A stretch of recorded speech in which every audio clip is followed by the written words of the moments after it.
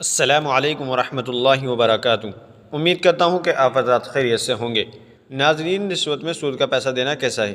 تو چلیے اس کی تحقیق کے لیے ہم دارالعلوم دیوبند کا فتویٰ دیکھ لیتے ہیں۔ فتویٰ دیکھنے سے پہلے آپ سے چھوٹی سی گزارش ہے، ویڈیو پسند آئے تو لائک اور شیئر کر دیجیے گا اور چینل کو بھی سبسکرائب کر لیجیے گا۔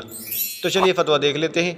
چنانچہ کسی سائن نے دارالعلوم دیوبند سے سوال کیا ہے، ہمارے ملک میں چھوٹے چھوٹے سرکاری کاموں کی رشوت لیتے ہیں جس کے بغیر کوئی کام نہیں ہوتا، تو اگر رشوت میں سود کا پیسہ دیا جائے تو یہ شریعت کی روح سے درست ہے یا نہیں؟